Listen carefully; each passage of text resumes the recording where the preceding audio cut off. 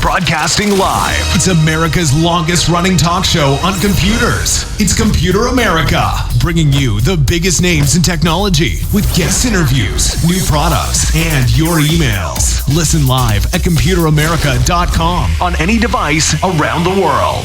Email the show at live@computeramerica.com or find us on social media. Be sure to check out our website for contests, giveaways, show notes, live video stream, podcasts, and more. You're listening to Computer America.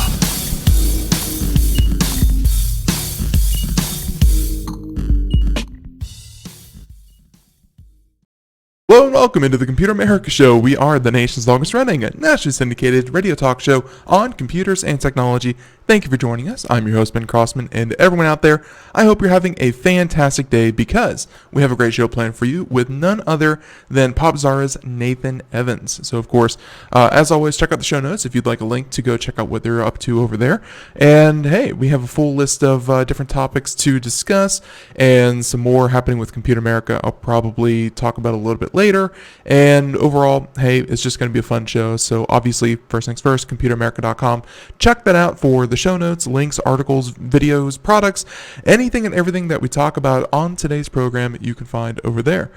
We just have a new review up yesterday for some rechargeable batteries, but not like other rechargeable batteries. Instead, these are batteries that you can recharge with a micro USB. So, in case you're about to head out and you want to make sure that your batteries are topped off and, hey, you can charge them right there. And then, of course, on top of all of that, no disposable, so you don't have to. Oh, I'm sure that everyone listening is the perfect battery consumer and recycles them at the proper recycling facilities all over this country. And they don't just throw them away in the kitchen trash. So you get to reduce the amount of batteries that you get to throw away as well. So, more reviews, articles, things like that. We also have a recent article about the 5 scariest things in tech, obviously for Halloween. So check out that article and more. Now, with all that being said, let's see, I don't think I have anything else to add, so why don't we go ahead and bring on our guest. And as I said before, he's been a longtime correspondent for Computer America, longtime contributor, and of course we team up with him for things like CES and E3 and that kind of thing. He's been incredibly helpful for the show, and hey, he's an all-around fun guy to talk to. So welcome onto the program once again, Mr. Nathan Evans, and he will be able to talk right now. There we go. Okay, Nathan, how you doing? Hey, Ben, and you forgot fun and cheap. Your rates are under $100 an hour, so that's hey, let's not advertise the merchandise here. Well, and I won't say how much under, but you're very price competitive for the value that you add. So I'm happy that you could join us. How you been? Obviously, people don't know this, but you went for a little personal trip, and you're back, you're sick, all the good stuff. Oh my good! Every time I come back from a trip, I always get sick. So technically, I'm patient zero. But no, I went to New England because every time I talk to you about it, I'm always somewhere. It's like, where's Waldo? Where's Nathan? So. And I went East Coast, went to the Boston area, and for those who don't know, Boston is a technological playground. I believe it's second or third after San Francisco, and maybe it might be second. Might be second. A lot of stuff there, a lot of tech. I got to tell you something. Yeah. If you're going to invest and you have a lot of money and you don't like tornadoes and you don't like homeless people crapping on the streets, I think Boston's a good place. The Venn diagram of the people that fit that are so small, right in the middle. I don't know, Well, like they at least fall into one of those categories, I assume. But let me put it this way: the Venn diagram of people pooping on the streets and technology is very, very high in San Francisco. But Boston, that circle's a little. Those circles are separate. It's like it's like 3D glasses. I don't know. I always hear this, and San Francisco is of course still the place that people want to be, but so many companies are finding that because so much of business is done really anywhere thanks to the shipping that you can do, and like every city, be it Denver, Colorado, be it Houston or Austin, Texas, be it Boston or New York, Atlanta. Every one of these cities wants to be the next big tech hub. Like they want to be the next Silicon Valley, and all of them have the same appeal, and that is their taxes aren't 1,000% higher than every other city in the country. But everyone still wants to be in San Francisco. Ultimately, it's so much cheaper. It only makes sense to try to find the next Silicon Valley. Here's the thing, man. It comes down to this. So everyone used to think if I want to make it in Hollywood, I had to go to Los Angeles, right? You heard the old story, like Clint Eastwood story. Got in a pickup truck and just drove. Got off. I'm fresh off the boat, fresh off the bus. You do not, but that's not true anymore. You do not have to be in California to make it. Not at all. And the same way you don't have. Huh? You used to have to go to Hollywood to make it as an actor. You used to have to go to Tennessee to make it as a country musician. Yeah, exactly. I mean, there are these places.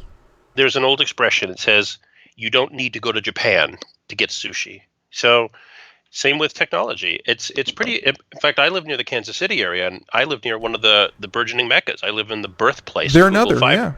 Yeah. It's completely transformed. And likewise, what's interesting is that all that money has definitely look, your dollar goes further the further away you get from San Francisco. And companies are set up all over the place. It's very, very fascinating how this is coming. I will definitely say that there is there's this one story that we covered about 2 days ago. I don't think it's on the list of what we have, but I think cities need to be very careful because obviously if you position yourself correctly, you will have you will have a lot of companies and startups and a lot of money coming through, and that's a good thing. But let's see, and I have your articles right here. One of them, I'm not sure if you heard about it. Obviously, Foxconn is a huge company in China, manufacturing. They were bringing trying to come here. By the way, trying to come here. Well, yeah, and that's the thing. Foxconn promised to build a manufacturing facility in. I don't want to say Minnesota. I forget exactly which city they were promising to come to and to build a facility. And they said that they were going to employ 13,000 people. They were going to build 5 career centers that were going to employ anywhere from 100 to 500 people each. And it was going to completely revolutionize the economy of that state. Like the governor gave billions of dollars in tax incentives for Foxconn to build their facility there. And of course, by billions, I mean over the course of whatever, 20 years, 30 years, whatever, it was going to provide a lot of jobs. But here's the thing, is that I hate to see when states bend over backwards trying to get these contracts. Like I'm sure Nathan, you recall. You hate to see what we've been seeing for the last couple of years. You must recall that when Amazon was doing that weird who wants to be the next headquarters for Amazon, or Apple was talking about building a facility in Georgia. Look, let me stop you. Again, I said the Kansas City is the birthplace of Google Fiber, right? Do you know? The capital of Kansas is Topeka, right? Mm-hmm. Topeka changed their name to Google. Yeah. And they still didn't get it. They do these weird things, and they give so much money away to multi-billion-dollar companies that should be the ones to at least foot the bill. And my point is with Foxconn was that just yesterday or the day before, they bought 5 of these facilities to turn into career centers, which are going to be high-tech training centers. They didn't even change the light bulbs. They have done nothing except put their sign up out front to say these are our buildings. They have done no development. The facility, which is now late, should open sometime next year, if it opens at all, of course. Cut its projection of how many it's going to employ from 13,000 to 1,500, like less than 10%. it's just crazy how it's just crazy how so many government officials are willing to stick their neck out No, for these you are companies. speaking my language here. I'll say this. By the way, do you see yourself on the Twitch stream? Yeah, why? It looks like my mascot is going up your nose. Well, let's hope he doesn't do that because he's a giant dinosaur. So I was going to say, so, but that's actually a good metaphor for what you were saying. So you have these big monolithic companies that come and promise the world, we're going to invest in infrastructure, we're going to invest in the community. We've actually seen this happen in small part, again, in Hollywood, where Yep. Hollywood would say the hometown is too expensive to film in, which is ironic. So let's go to Toronto and call it New York. Let's call this. And these cities will bend over backwards to get this money Mm-hmm. because they know one investment in the community could have burgeoning effects that could ripple. Everybody gains.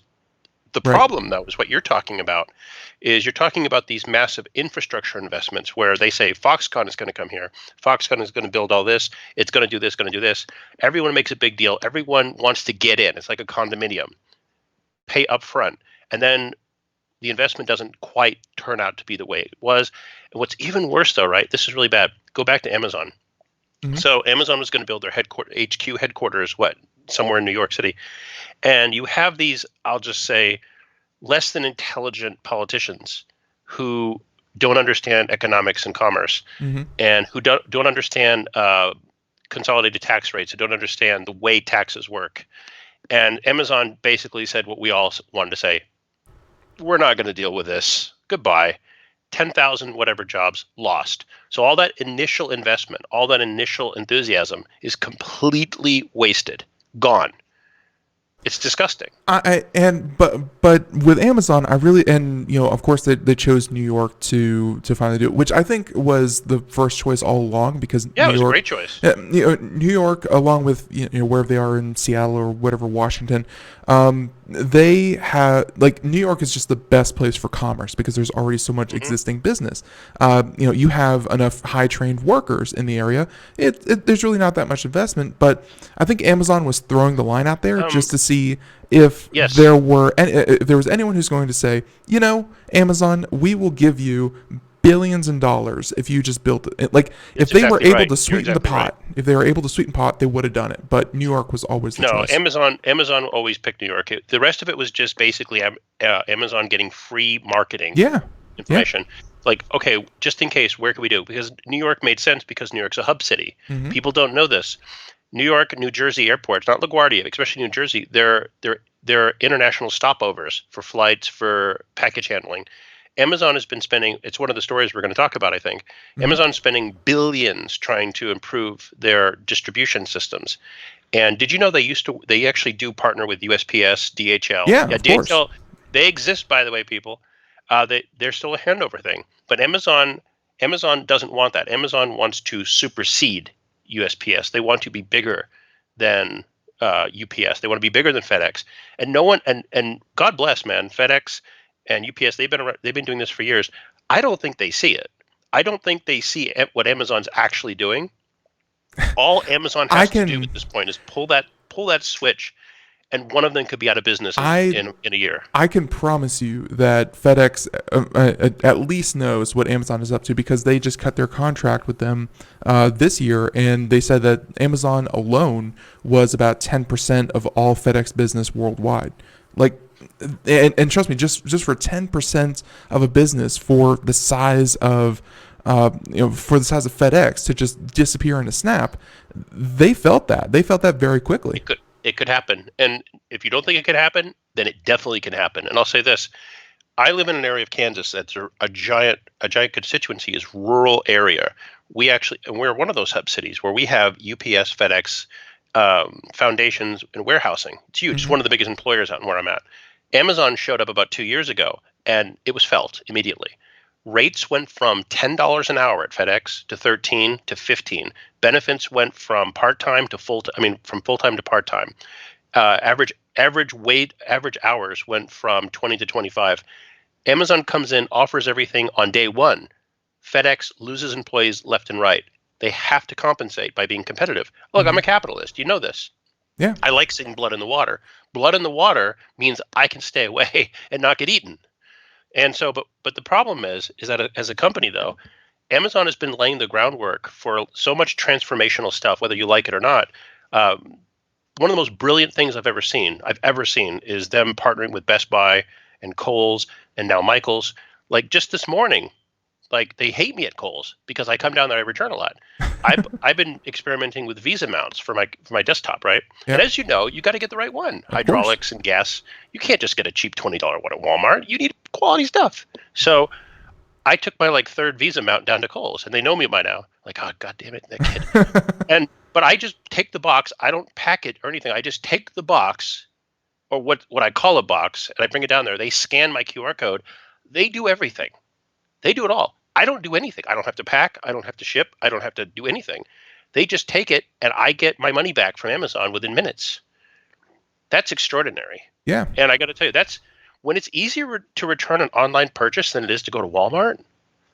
That's pretty interesting. Yeah, Amazon has definitely been making the right moves, and hey, why don't we just go ahead and really talk about that, because we've already pretty much jumped into it, and this idea that this article you have here just published yesterday, we didn't talk about this, but saying that Amazon is spending billions on shipping as it makes Prime one-day delivery a reality, and this always seems so crazy to me, because I understand it when you are within 10, 20, 30 miles of one of their massive distribution centers. But to promise this on a national scale, I mean, man, you have to charge, or at least the USPS charges like $50 for like a parcel just Very to get expensive. it there, Yeah. just to get it there in one day.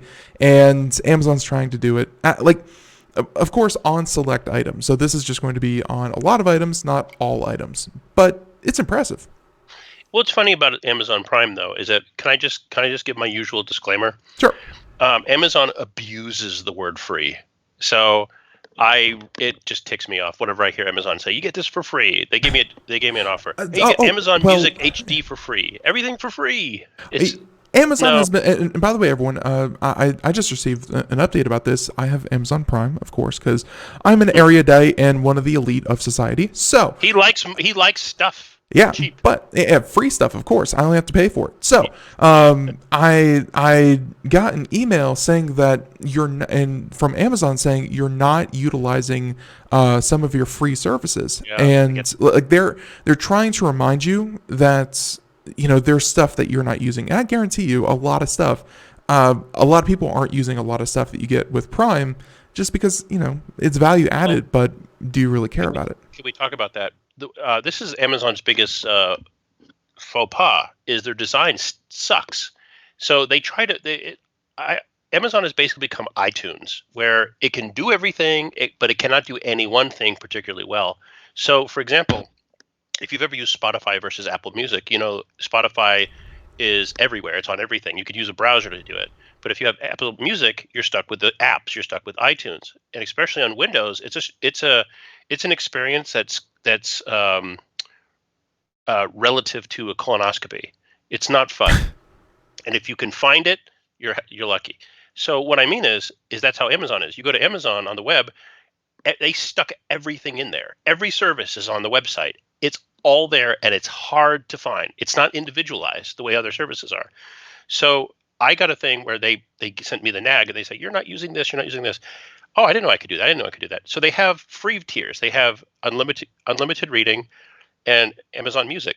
But they also have Kindle Unlimited, and they also have Music HD, which are completely different paid services, upwards of $9 to $10 a month. Yeah. And you don't know about these things because they're hidden in there. And they're hidden between sublayers and sublayers and sublayers. And what people don't know is that Amazon tracks everything you do. They track everything you do even when you're not on Amazon. Of course. And so if they see you looking at something, they will aggregate that with other cross references, and then send you a reminder that hey, look what you can do this. And then they'll send you a message. Yeah, you could do music, you could do HD music. It's just as good as Spotify. First of all, Amazon, no, it's not. Amazon Music HD sucks compared to Spotify. You can't just say, oh, it's cheaper. That's like saying McDonald's is cheaper than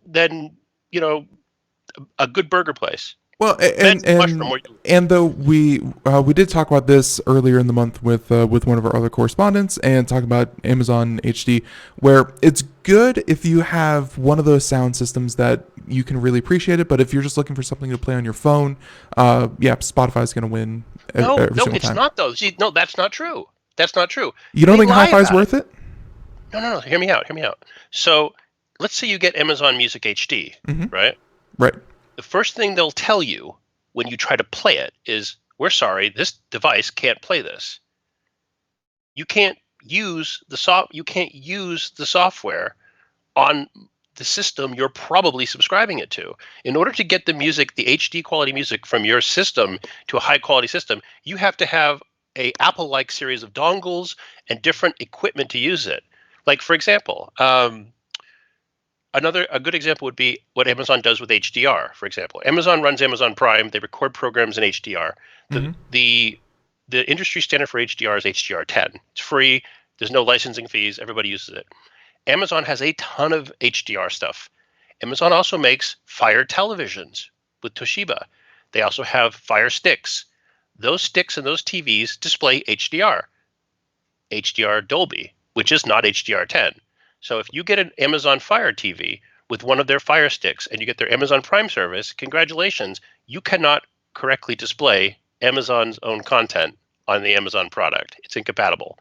So, and that's what happens with their music stuff, is that it's just not engineered to be as flexible outside, uh, unless you have all the necessary equipment. Whereas Spotify, whereas Apple Music, yeah, their stuff doesn't get as high quality, but it's a lot more flexible on the compatible systems like the Sonos and everything.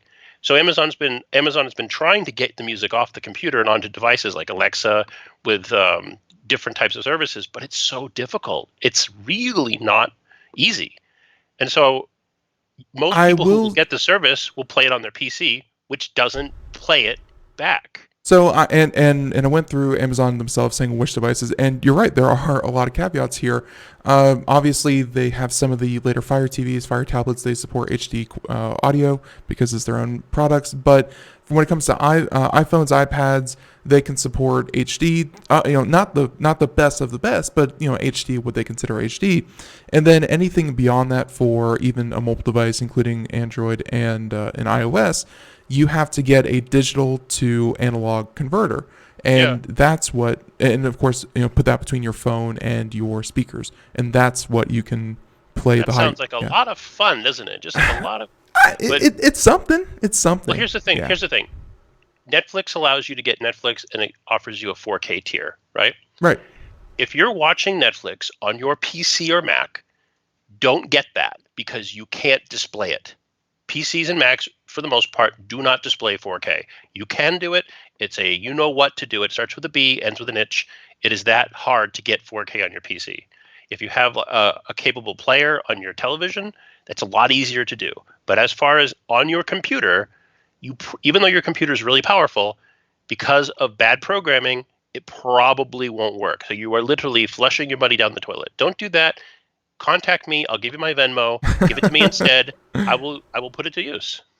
There you go. No, but so a lot of these services, and I think we were talking about, Prime, is it worth it? And by the way, I found this article because I heard this like a year ago, and luckily someone else on the internet, yay, already did the footwork for me, and they did the calculations, not including anything like Prime, music, photos, wardrobe, things like that. If you don't use any of that, or including the video service, ignore that. But when it comes to just the shipping part, which was the original point of all this, they said that you would have to, like, if you ordered, I think it was like 20 different orders from Amazon in 1 year, which is, 20 orders from Amazon. That seems about right. And you ordered standard shipping, which is about $6, then of course you would break about even. Obviously it's not next day or one day, but how quickly do you really need those pair of socks? So, well, yeah. There's a lot of stuff going in here. I'm not criticizing Amazon. I think that it's a brilliant thing, but it's really not about shipping, right? It's about shipping in the same way that that Netflix makes money off their billion-dollar movie business. Like for example, let's say you go see Black Panther in a theater. Mhm. Disney spent a lot of money to make it. Disney needs to make X amount of dollars in the theaters to be somewhat profitable. Needs to make X amount of money on Blu-ray and DVD and VOD to be profitable, right? Netflix spends the exact same amount of money on their movie. They don't have those ancillary streams. They put on Netflix. They make their money because someone out there thinks they're brilliant. Oh, I'm just going to get Netflix for free for a month, and I'll watch Black Panther all month, and then I'll shut it down. And then you get Netflix, you watch Black Panther. Oh, what's this? Stranger Things? Oh, watch this. Oh, okay. Next thing you know, I'll cancel it next week. And they just leave it on. And next thing you know, oh, I've been charged. Oh, you know what? It's okay. I'll do it next week. All you got to do is pay for Netflix twice, and you've made Netflix massively profitable. And they don't need it. They don't need the DVD and Blu-ray sales. They don't need it. They don't need to farm their stuff out to a third party to get money. They've coupled into the service. That's what Amazon is doing. Amazon is giving you so much crap and calling it free because as long as you're paying for that service, everything else after that is profit. Yeah. It's massively profitable. They want to be for the post office. And They want to be for the post office the same way their Amazon servers are for half the internet. They want to run the backbone. AWS is system. Yep. Yeah, Which they do, by the way. They pretty much run everything. Yeah, it's for Microsoft being such a big company, Amazon Web Services came in and really cleaned up house, and the Azure cloud is 10-20%, Amazon half, the rest goes to whoever. But I will say that for Amazon, and just like Netflix, I'm sure there are a lot of people out there, and I just say this because I think a lot of people will be able to relate to this. I have friends, and even myself, I keep my friends? Netflix. I know, it's crazy. I keep my my Netflix subscription active because I'm not even using it, but one of my friends You share is. it, though. Yeah, you share it. And just like Amazon Prime, odds are you probably share it with a family member or a roommate or something like that. And hey, and then it makes all the sense in the world to keep it because, hey, more value added. Keep your friends around. Yeah, and that too. And the hardest part of the breakup is changing all the passwords. That's the fun part. That's the fun part. So yeah, and so all this, and let's see. So this article was 1-day delivery. Did they say that they're officially going to achieve that, or they're still working towards it? I don't think they're ever going to. I think it's going to be a case of like, we'll promise you it, because if you've ever bought anything on Amazon, you know this is true. It will say 1-day delivery. Sometimes it'll say same day delivery, depending where you're at. Oh, it'll be there in 2 days, and then it'll say Prime. So people see that Prime symbol and they assume 2-day delivery. But then if you read the fine print, it's increasingly becoming popular where it says, oh, but it'll expected delivery in a week, because it'll do 2 days. They're just not telling you which 2 days. Or it'll say your delivery is delayed. So it's increasingly becoming common that Amazon, the 2-day delivery is becoming 3 or 4 days, but it's still under the auspices of the Prime label. So all Amazon has to do is get you there. And if one product's a day or two late or whatever, that's fine, because you're still not, quote unquote, air quotes, paying extra for it. But I will say this, though. We don't have time to talk the economics, but there's been research done that it's called the Prime effect, where you put products and you make them eligible for Prime, which means, one, you're part of the Prime program where you ship it out, or B, you send your products to a warehouse and then Amazon ships it out for you. Yeah. But prices tend to go up. So if a product is listed on Amazon Prime, chances are that product costs more than it would from someone else. So with all due respect to Amazon, I love you, but it's a giant scam. There's a lot to be Everybody knows said. it. There's a lot to be said for advertising, though. Just being in front of people's eyes. You're saying that people could get it the same price or cheaper at other outlets, but what is there really other than Walmart and Amazon at this point? No, third-party sellers. Yeah. I'm just saying, where else do you go with that so people can actually see it? I mean, everyone goes to Amazon when they're looking up a product. They'll do this little thing where they'll tell you, it's like, you might get it cheaper, but they don't have Prime. And then you do the math and you realize that the cost of their shipping is, and the cost of your Prime kind of equals out. So it's calculations. I think the biggest advantage to Prime, everything about Prime, with the exception of shipping, is mediocre. But the advantage of Prime is that it's basically just one shopping plaza. Like, you don't have to keep inputting your credit card. You don't have to. It's all kind of right there. There's a convenience that is comforting. Yeah. Like, oh, here's the credit card again. Bring it out. Oh, Here's the credit code. card. Here's the shipping. Here's the the But shipping address. Yeah, yeah. but those things like the dash buttons and talking to Alexa, that is some scary poopy poop. I do not like it. I wouldn't have it. Did you see they announced Echo Pods this week, where you can now have Alexa in like earpods? And they showed somebody running. Go to the website. They show somebody running. It's like, Alexa, order me soup or something. You're jogging. Stop that. Just jog. Don't order soup. I do like how the first search result for the Echo Pods is from Best Buy. So I think Amazon needs to work on that. But I will say that's yeah, we're fine here. So yeah, Amazon, the Echo earbuds, and obviously everything about AirPods is just going to be, Echo Buds, by the way. Echo Buds. Echo Buds. Yeah, not pods. They're whatever. But still, it's they want the digital assistant to be there for tracking purpose or anything else. I will say that. Oh, actually, no. We're not doing that. So Nathan, since you were last on, music started playing in the background, but we've actually done away with the mid-roll ad. So. Oh no. Oh no, that's good. More content, more show, more interrupted piece for all of us. No English lady. Yeah, no English lady, no of course always whatever advertisers that we still that we had there, and of course Brother Wolf, Animal Rescue, Save the Dogs, things like that. But I personally I just feel like there's other ways to, of course, have advertisers. Look, we just said it. Save the Dogs, Animal Rescue. Go do them. You don't need an ad telling you that. Exactly. So with that being said, we continue on. And so the Echo Buds, that kind of thing. And I had another topic I wanted to bring up with you. And I don't recall. It just so much has happened.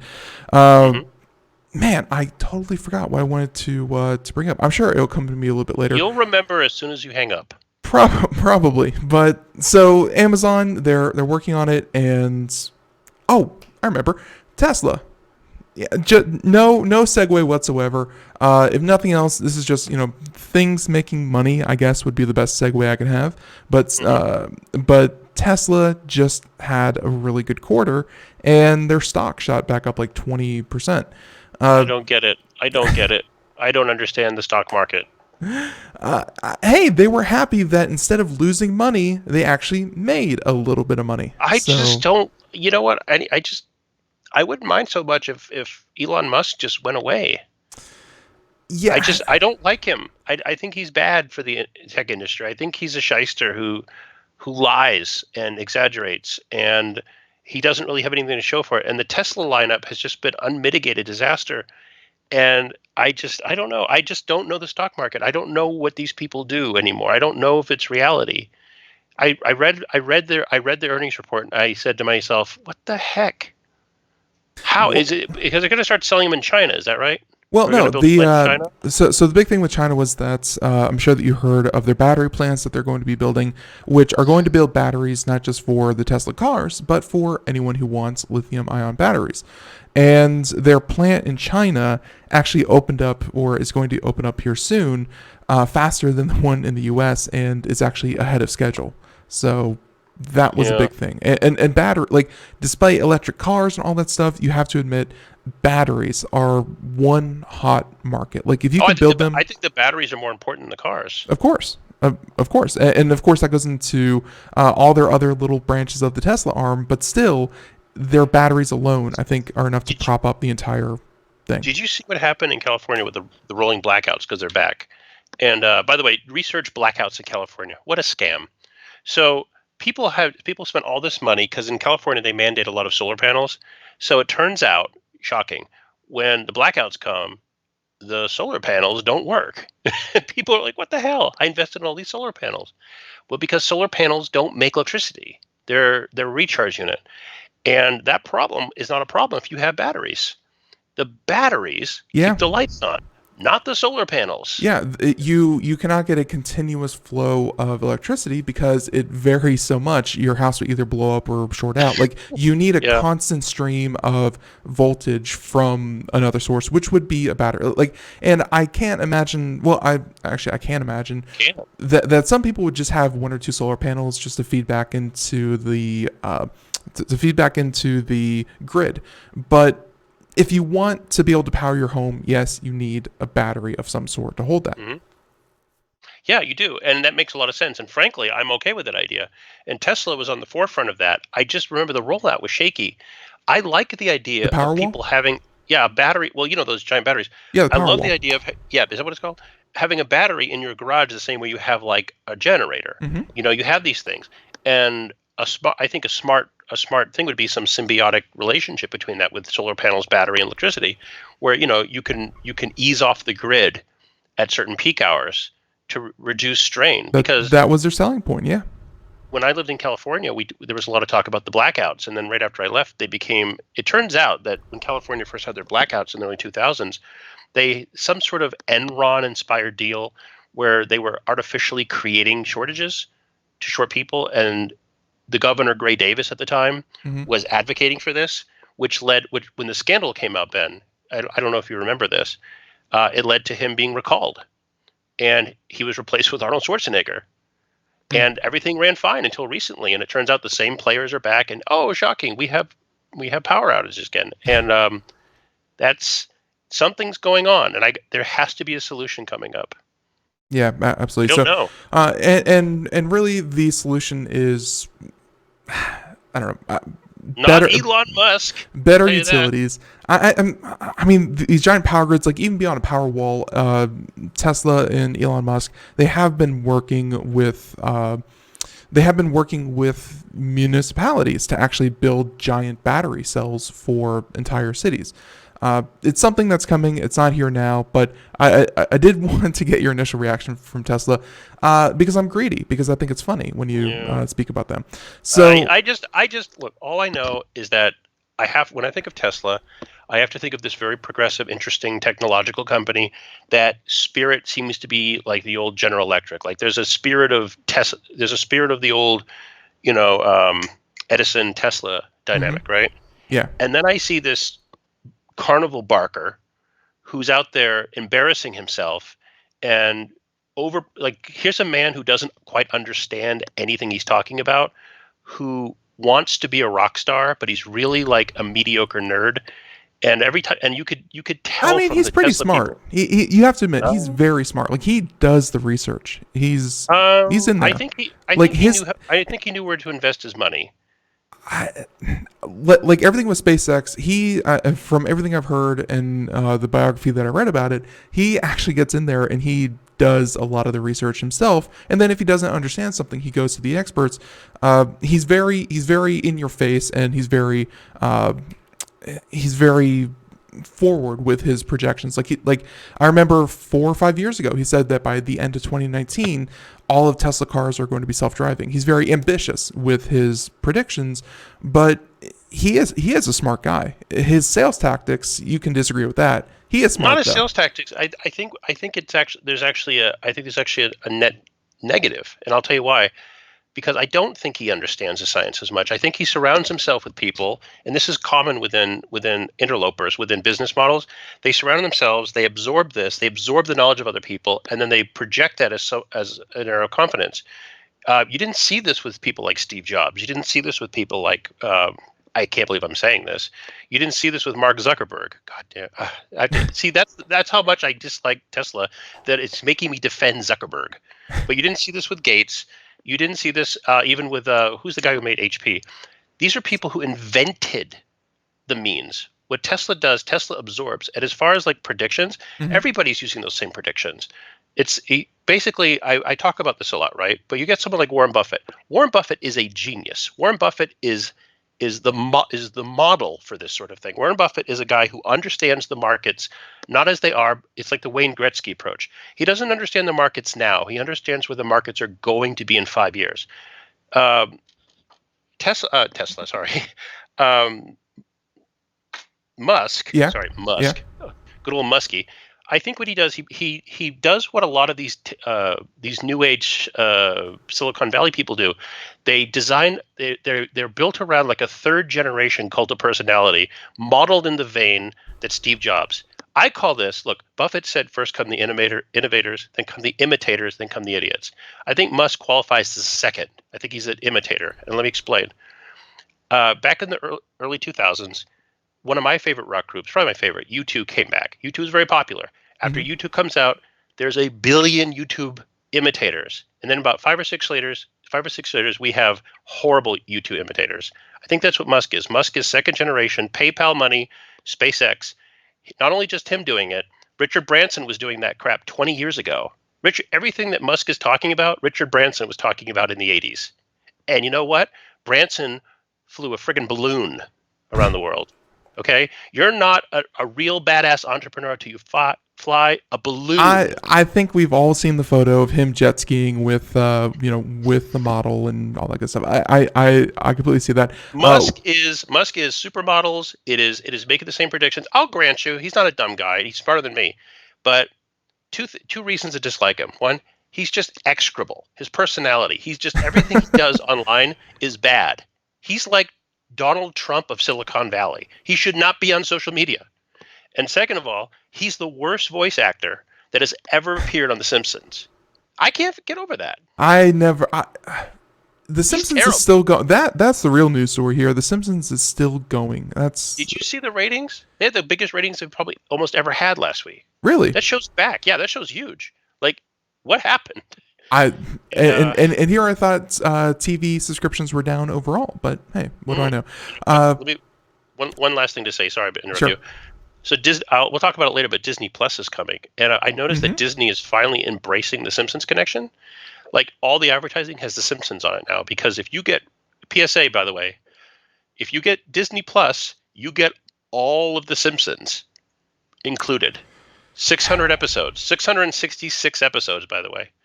I've said this yesterday. I'll say it again today. Computer America, nothing you hear on the show should be taken as financial advice. I would totally buy stock in Disney before and Good luck.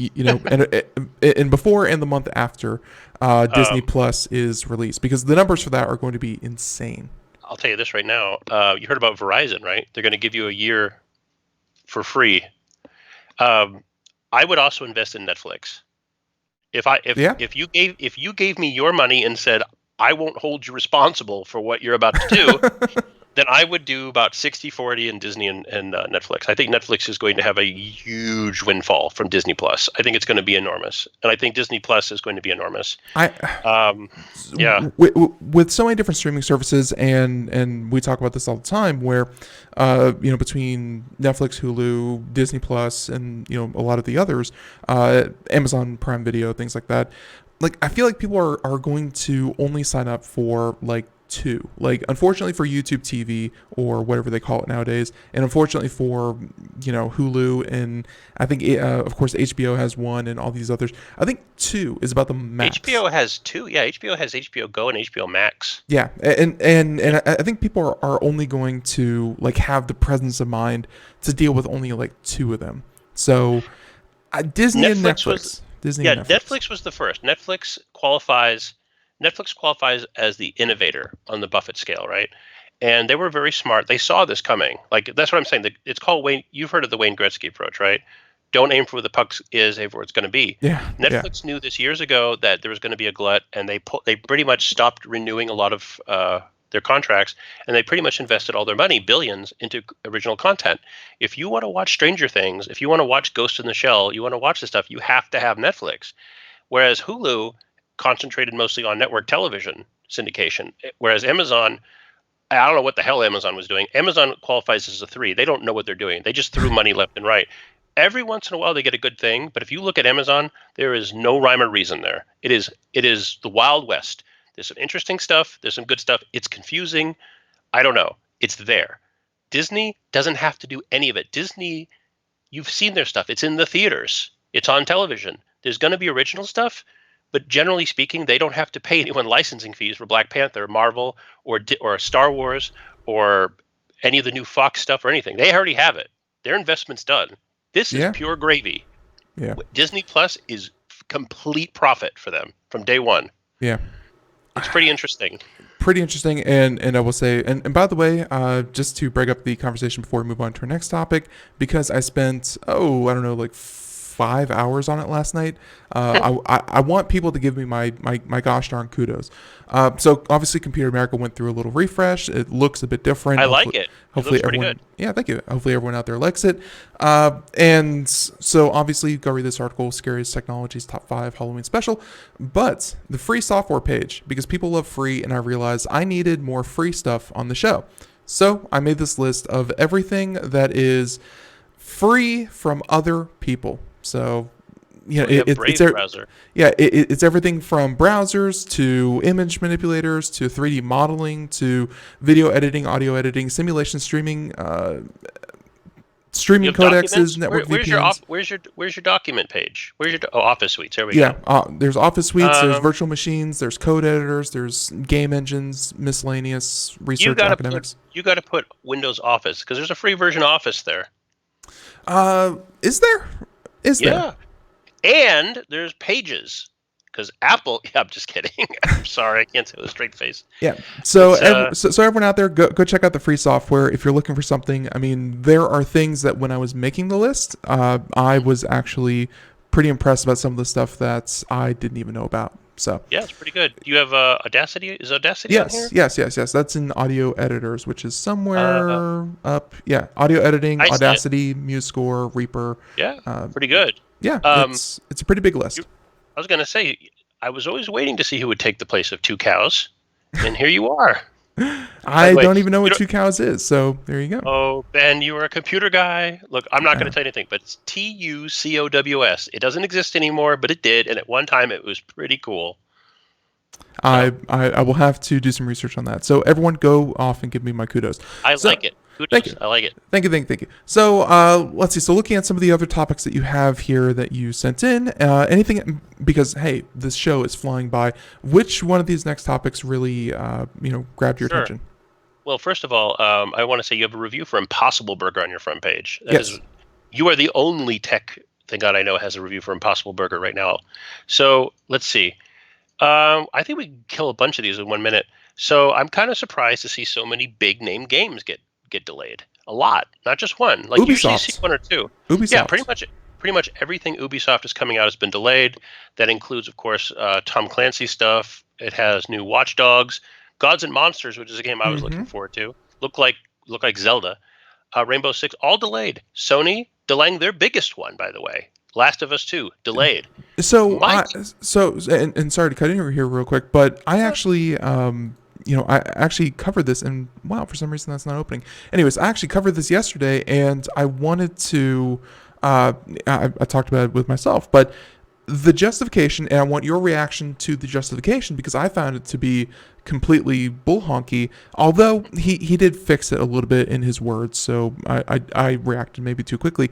He said that the games are coming out too quickly, they feel too much, he said that there is not enough time for people to really feel like there's a difference in the game, which I would say with things like The Division 2, for example. It felt like an expansion. It didn't feel like a whole new game. It's Ubisoft. That's all they do. Look, I love Ubisoft, but they're basically in the model of reconstituting old assets and recycling them. That's what they do. That's what the CEO said, though, and he clarified this by saying they're going to give all the games another year, and they're not just going to put them under lock and key and wait a year.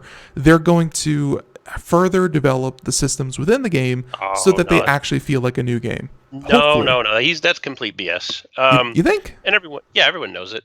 It's what it is. It's Ubisoft is reorganizing how they're distributing things. Ubisoft for a while had that Uplay software that no one liked, but now they're bringing out something called Uplay Plus, which, like everything else with a plus after its name, is going to be an all you can eat subscription.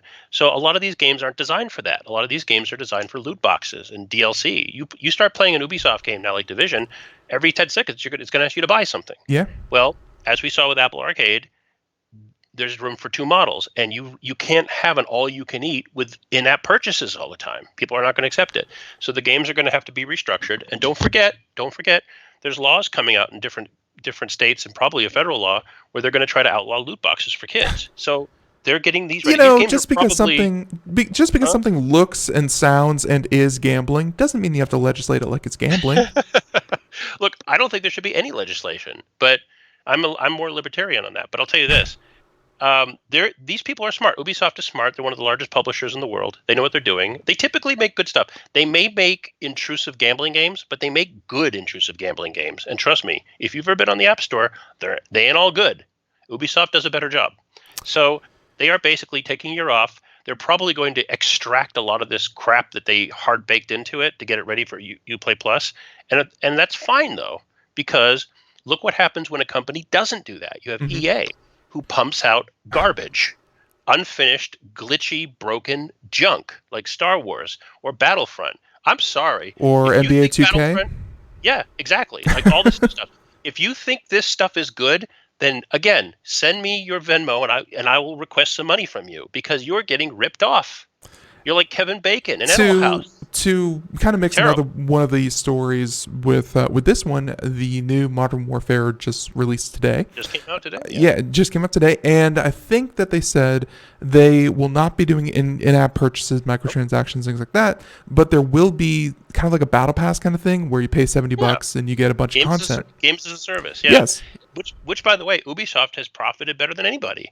And I'll tell you this, full disclosure, we get review copies of Call of Duty, and my editor is playing it as we speak. But last year I predicted that the little gamble, you remember that we talked about this, that they took out the campaign, it was all going to be multiplayer. And I said on this very show, what a mistake, they're going to go back. And they went back to it. We got the campaign back. I remember. I'm not a genius. It just stunk. And I'll tell you this, the new Call of Duty game, first Call of Duty game, cross-platform. Ben? Yeah, you can definitely toggle that on or off, which I think was the right call. You know, they aren't forcing you, if you're on Xbox, to play with PC people, but you can. You can turn it off. Yeah. And you know what? First time, not only, but this is a big game. This is not like a little game. This is the biggest game doing it. And you know why we have Fortnite it? did it too. Fortnite. Yeah. No.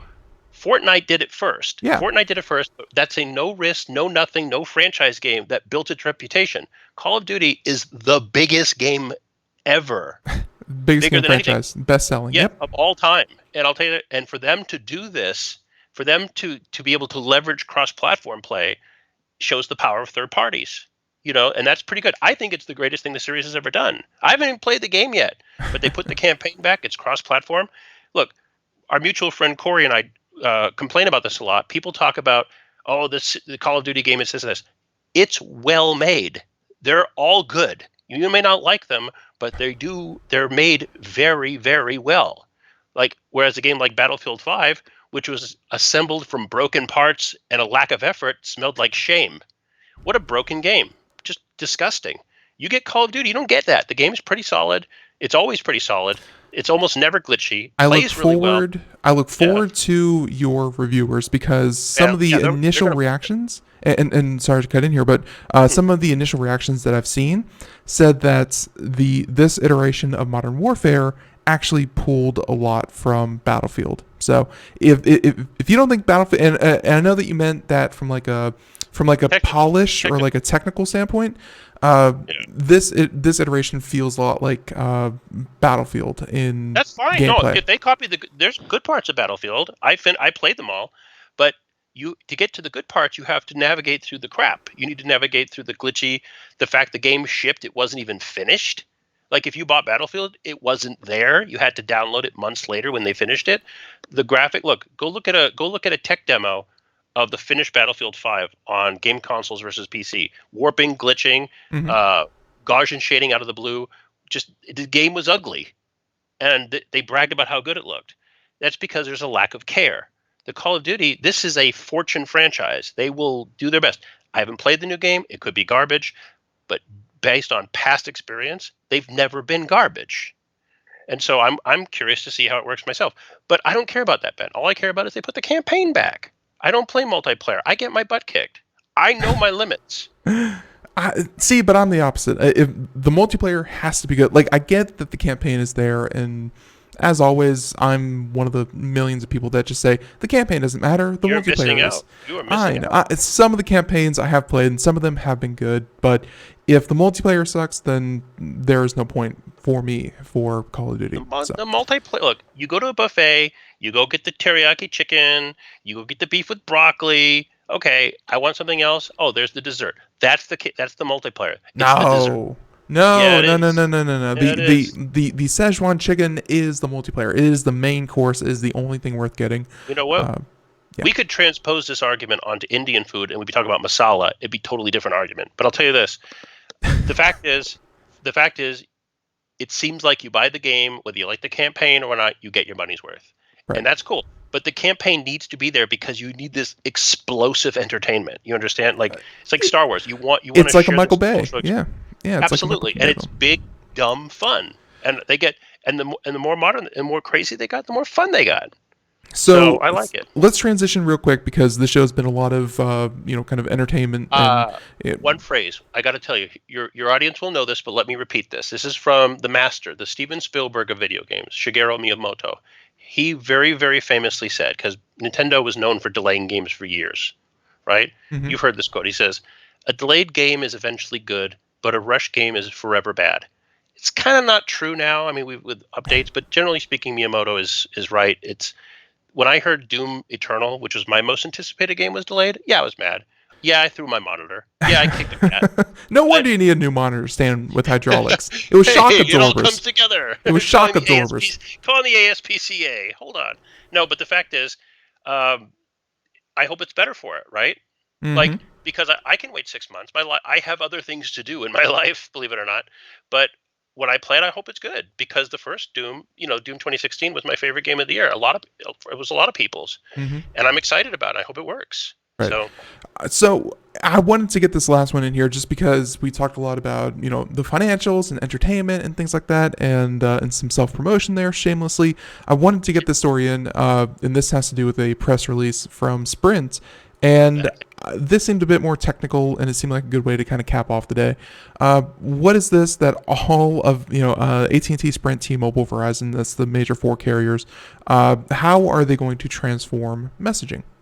well, they want to get rid of SMS, and it's interesting too because Why? there's I don't know why. I'll give you a reason. Because SMS sucks and iMessage is great. And you'll notice that Google has tried heaven and hell. Even though Google runs the most popular, quote unquote, most popular operating system, they don't know how to do messaging. Like if you look at the history of Google messaging, how many messaging apps do they have? 10? Yeah, And yeah, and they're all a mess.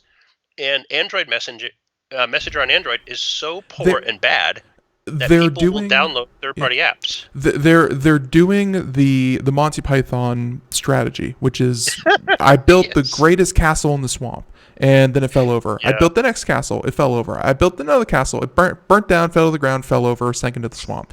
But the fourth one stayed up on what I can only assume is the remains of the other three castles. They're hoping that one of them finally Yeah, sticks. exactly. Like there was even talk they were going to do another social network, and I just rolled my eyes. But the fact is, uh, yeah, Google sucks at messaging, Yeah, and so everybody has to get. Like I said, if you have any Chinese friends from China, go look at their phone. I guarantee you they got WeChat. 100 chat apps. Yeah. And so, but iMessage is amazing. iMessage is the best piece of software on iPhone. You have an iPhone, right? Mm-hmm. Um, iPhone is prejudiced. Did you know this? So if you contact someone else with iPhone, your message is bright blue. Yep. But And the if others you is contact green. some, yeah. But if you get one of those horrible SMS people, it's green. It segregates you. It color shames. So my only thought is that they're teaming up because that's the power of these providers. They're teaming up to create a standard that can challenge.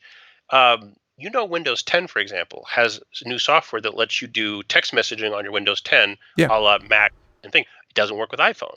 Yeah. So Oh, there believe me, needs to I be know that some. one. Yeah. Yeah, it's like, but if you have a Mac, I'm not saying get a Mac, but if you have a Mac, you know how wonderful it is to be able to use iMessage on your Mac. It's fantastic. It's perfect. Google had this. They had this. It's called Google Hangouts, and they killed it, just like they kill everything. So I don't know. I just thought this was interesting because you have all these companies getting together trying to build a new format standard. It kind of reminds me of WebKit when companies made WebKit years ago to challenge mobile standards, and of course the fruit of that, which I believe Apple was part of, Mm-hmm. we had mobile web browsers that were cool, and they're still building on them. And so, yeah, I can't really talk to you about the specifics because I don't know much. But you have a lot of companies. What is it? AT&T, Sprint, T-Mobile, Verizon, The major four. and they're Yeah. going to work. Yeah, they're going to pull their data, pull their things to So make a. format. The only thing that I can kind of think, because next year, I'm not sure how much you know, Nathan, about Stir Shaken, I believe is the technology. Stir Shaken, it's kind of like HTTPS, but for phone calls, where you're going to have that third party verify that an individual is an individual before it places the call, which should hopefully Stir Shaken is touted as the solution to robot or to robocalls, and this plague of calls coming from numbers that aren't really coming from. Terrible. Yeah. So hopefully Stir Shaking takes care of that, and I think this is kind of their they figure, why not, since we have this chance with the phone service, why not try to do it with SMS as well? So CCMI, Cross Carrier Messaging Initiative, what it actually comes out to, which is the Rich Communication Service. I'm looking through here. One of the bullet points in their press release says, provide consumers with the ability to chat with their favorite brands, order rideshare, pay bills, and schedule appointments. That's exactly what iMessage does. This sounds like software. This doesn't sound like necessarily a standard. This sounds like web-enabled software that's going to, excuse me, basically provide a intranetwork on their services that'll be compatible and not be necessarily reliant on whatever carrier runs SMS, because SMS is not run by data, right? SMS is on the cell line. Right. So I don't know. The only thing here I wish that they included, and by the way, I turned off the automation, so that's why you don't hear music. We're going to wrap up here in about a minute. But the one thing here, which you can see, the second bullet point, it says you can experience or at least enhance experience to privately send individual or group chats. I wish that they had put the word encrypted, but sadly, it's just private. There's probably a reason why it's not, because let me put it this way. Oh, clearly. When I hear Google talking about privacy, when I hear cell phone companies talk about privacy, to me, that's like Harvey Weinstein talking about gender equality. Like, sure, wink, wink, private calls. Yeah, private does not mean encrypted, and trust me, there's a reason for that, which is why I pointed out. But Nathan, I will say that we're about done for the day. Let's go ahead and start wrapping it up. What's happening over? Format. I like this format. Thank you. So let's talk about Popzara. What do you have going on over there? I see a lot of reviews, books, games, movies, podcasts. What do you got going on? Oh, God, a lot of stuff. Well, as you know, the big stuff's coming out. Look for reviews for Call of Duty, Outer Worlds. Got a bunch of movie reviews coming out this weekend, maybe a few podcasts. Working on a lot of stuff. Like I said, it's a little bit of, this is kind of the slow before the storm, because as you know, the holiday's coming up where everything's coming out. You got new everything movies, new Pixar movies, new Star Wars movies, new everything movies, new games, new books, new everything. I will tell your listeners one thing. Right now is the time when games and books become popular. Wait till November and December and games are going to explode. But in the meantime, you can find a bunch of new console reviews. There's a lot of accessory stuff. By the way, if you like PC accessories, watch out, baby, because we got a lot of that coming. And a lot of it from companies you probably never heard of. I want to, look for companies like Villanovix or whatever it's called. We got Rocat, we got Logitech, we got Turtle Beach, we got everything. Publishers like us. They really like us. I like it. It's almost like Velocilinx, I think. Velocilinx, that's what it's called. No offense. I love you, Velocilinx, but whoever decided to amalgamate Velociraptor and that, no. And actually, we just received a review unit from not Audio Technica. Oh my God, I can't believe I forgot their name already. We received you got to get the brand right, Ben. Yeah, I know. Right. But we just received some headphones, the LCD ones. Do you remember? Oh, nice. LCD one that is from Oddies. There we go. So yeah, we should have that up on the website probably by next weekend. It is fun testing. What do you test with? Games? You just listen to media? What do you listen to? Amazon HD. What else? No, Spotify, Apple. Actually, Amazon HD. You get the free trial, didn't you? Yeah, absolutely. So, but and of course my brother pays for it as well. So everyone, we're gonna go ahead and call it there. If you want to hear more, of course, podcasts. We just reorganized everything, took down a lot of old decrepit streams, and hey, it should be easier than ever. That Impossible Burger's still on there. Yeah, I know, and more reviews coming out, more podcasts, things like that. Everyone, thank you so much for tuning in. Have a great day. Thank you so much. Bye, everyone.